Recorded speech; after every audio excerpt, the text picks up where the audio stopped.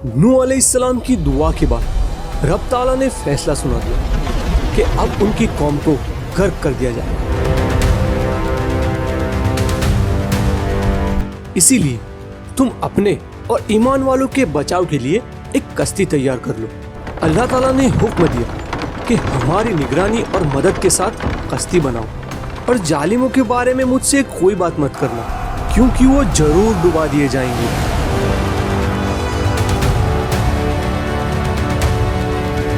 यानी काफिरों पर आने वाले अजाब को टालने या रोकने की दुआ बिल्कुल ना करना, क्योंकि उनके गर्क होने का फैसला पहले ही पक्का हो चुका है और उनके गर्क होने का वक्त भी मुकर्रर कर दिया गया है।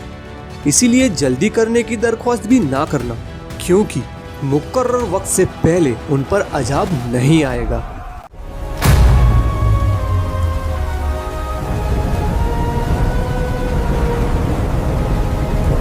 ऐ नज़ीउल्लाह, कश्ती बनाओ। कश्ती बनाने का हुक्म तो आ गया, लेकिन नूह अलैहिस्सलाम को शुरू में ये मालूम नहीं था कि कश्ती कैसे बनाई जाए। तो अल्लाह ताला ने उनकी तरफ एक वही फरमाई कि कश्ती के आगे वाला हिस्सा मुर्ग के सर की तरह बनाना, बीच का हिस्सा परिंदे के पेट जैसा रखना और पिछला हिस्सा मुर्ग की दुम की तरह तैयार करना। साथ ही हुक्म दिया कि इसके इर्द गिर्द दरवाजे बना दिए जाए और उसे कीलों से मजबूत किया जाए और नीचे वाली साइड के अलावा हर तरफ चारकोल की लिपाई कर दी जाए ताकि पानी अंदर ना आए। इस कश्ती को बनाने में जिब्राइल अलैहिस्सलाम और कुछ दूसरे फरिश्ते भी मदद के लिए शामिल हुए। लेकिन वेट, इतनी बड़ी कश्ती बनाने के लिए सामान कहाँ से आया? नूह अलैहिस्सलाम एक पहाड़ पर रहते थे। उनके आसपास ना तो कोई पेड़ थे ना पानी था। उन्होंने अपने आसपास बहुत सारे दरख्तों को उगाना शुरू किया। कुछ ही सालों में वो पेड़ बहुत लंबे हो गए। फिर कई सालों तक नूह अलैहिस्सलाम उन पेड़ों को काटते रहे और लकड़ी इकट्ठा करते रहे। बाद में जिब्राइल अलैहिस्सलाम की मदद से कश्ती बनाना शुरू किया। इस कश्ती की लंबाई तकरीबन 450 फुट थी, चौड़ाई उसकी करीब 75 फुट थी और ऊंचाई तकरीबन 45 फुट रखी गई थी, जिसे बनाने में लगभग 2 साल का वक्त लगा।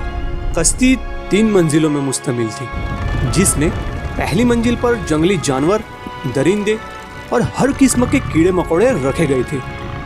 बीच वाली मंजिल में पालतू जानवर और परिंदे थे और सबसे ऊपर वाली मंजिल पर हजरत नूह अलैहिस्सलाम और उनके साथ ईमान लाने वाले लोग थे, जहां उनके खाने पीने का सामान भी महफूज रखा गया था। हजरत नूह अलैहिस्सलाम जब अल्लाह ताला के हुक्म से कश्ती बना रहे थे तो उनके कौम के सरदार उनसे पूछते थे कि तुम इस कश्ती का क्या करोगे? तो आप फरमाते, ये आने वाले सैलाब में काम आएगी, जब पूरी दुनिया पानी में डूबी होगी। ये सुनकर लोग मजाक उड़ाते और कहते, यहाँ तो कोई दरिया तक नहीं है, फिर इतनी बड़ी कश्ती बनाना तो बिल्कुल बेवकूफी लगती है। नूह अलैहिस्सलाम फिर भी कश्ती बनाते रहे और जब भी उनकी कौम के सरदार वहां से गुजरते वो हंसकर उनका मजाक बनाते। तब नूह अलैहिस्सलाम ने जवाब दिया, अगर आज तुम हम पर हंस रहे हो तो एक वक्त ऐसा भी आएगा जब हम तुम पर हंसेंगे, बिल्कुल उसी तरह जैसे तुम हंस रहे हो। अल्लाह ताला ने हजरत नूह अलैहिस्सलाम को पहले ही बता दिया था कि जब तन्नूर से पानी निकलना शुरू हो जाए तो समझ लेना कि अब बड़ा तूफान आने वाला है। ये तन्नूर कूफा में था और ये एक आम तन्नूर था जिसमें आपकी बीवी रोटियां पकाती थी और वहीं से इस अजीम तूफान की शुरुआत होने वाली थी। और फिर एक दिन जिस तरह हांडी उबलती है बिल्कुल उसी तरह तन्नूर उबल उठा और ये निशानी देखकर नूह अलैहिस्सलाम को यकीन हो गया कि अब तूफान बस आने ही वाला है। जब तन्नूर से पानी निकलना शुरू हुआ तो हजरत नूह अलैहिस्सलाम ने फौरन तमाम ईमान वालों को हुक्म दे दिया, अब देर ना करो और कश्ती पर सवार हो जाओ, और जब सवार हो तो अल्लाह का नाम लेकर इब्तिदा करो, क्योंकि उसी के नाम पर इसका चलना है और उसी के नाम पर इसका ठहरना। आप अलैहिस्सलाम का मकसद ये था कि लोग कश्ती पर भरोसा ना करें बल्कि अल्लाह ताला की जात पर पूरा यकीन और एतमाद रखें। क्योंकि ये कश्ती सिर्फ एक जरिया है, असल हिफाजत करने वाला सिर्फ अल्लाह ही है। इस कश्ती में सिर्फ वही लोग सवार हुए थे जो नूह अलैहिस्सलाम पर ईमान लाए थे, जिनका जिक्र पहले भी आ चुका है। इनमें आपके 3 बेटे और उनकी बीवियां, खुद नूह अलैहिस्सलाम और आपकी बीवी शामिल थी, यानी घर के कुल 8 अफराद मौजूद थे और उनके अलावा तकरीबन 70 और लोग थे जो ईमान लाए थे। इसी तरह कश्ती में सवार होने वालों की टोटल तादाद 78 बताई जाती है। इसकी एक और भी रिवायत है जिसमें कहा गया है कि आपके सिवा 79 लोग थे, यानी 72 आम लोग थे और 7 आपके खानदान के और एक आप खुद। इसी तरह कुल 80 लोग बनते हैं और इसी रिवायत को ज़्यादा सही करार दिया गया है। और ये बात याद रखना कि नूह अलैहिस्सलाम की एक बीवी, एक बेटा कन्नान काफिरों में शामिल थे जो गर्क हो गए थे, जिनका तफसील जिक्र इंशाअल्लाह आगे आएगा। जब तूफान की इब्तिदा तन्नूर से हो चुकी तो अल्लाह ताला ने आसमान को जोरदार बारिश बरसाने का हुक्म दे दिया और ज़मीन को भी फरमाया कि अपने चश्मों से पानी निकालिए।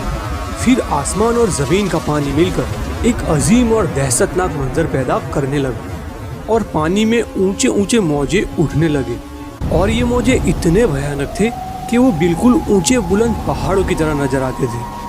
और उस वक्त हवा का तूफान भी बहुत तेज चल रहा था और यही हवा उन मौजों को पहाड़ों की चोटियों की तरह ऊंचा उठा रही थी। जिस पहाड़ पर नूह अलैहिस्सलाम की कश्ती मौजूद थी, अब वहां भी पानी आना शुरू हो गया और देखते ही देखते वो पहाड़ भी पानी में समा गया। उस वक्त 10 रजब के दिन नूह अलैहिस्सलाम की कश्ती पानी पर चलना शुरू हुई।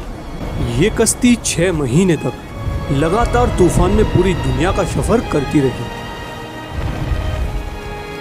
ये बात याद रहे, इस तूफान का पानी पूरी दुनिया में था, सिर्फ हरम को छोड़कर। हजरत नूह अलैहिस्सलाम के 4 बेटे थे, जिनमें से 3 मोमिन थे जो आपके साथ कश्ती में सवार हुए, जिनके नाम शाम, हाम और याफिस थे। और एक बेटा मुनाफिक था जिसका नाम कन्नान था, जो कश्ती में सवार नहीं हुआ था। नूह अलैहिस्सलाम ने अपने बेटे को पुकारा जब वो किनारे पर था। ऐ मेरे बेटे, हमारे साथ कश्ती में सवार हो जाओ और इन काफिरों के साथ ना रहो।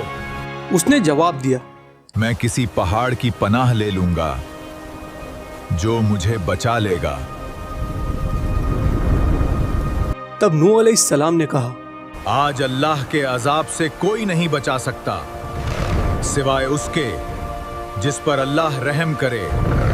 यहाँ से कनान एक सबसे ऊंचे पहाड़ की चोटी पर जाकर खड़ा हो गया। नूह अलैहिस्सलाम ने अल्लाह ताला से अर्ज की, ओए अल्लाह, मेरे बेटे को बचा, सिर्फ तू उसे बचा सकता है। आखिर क्यों एक रसूल की दुआ भी अपने बेटे के हक में कबूल ना हुई?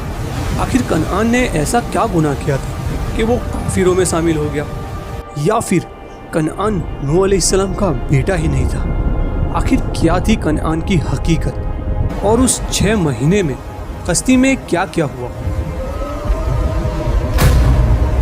Subscribe the channel.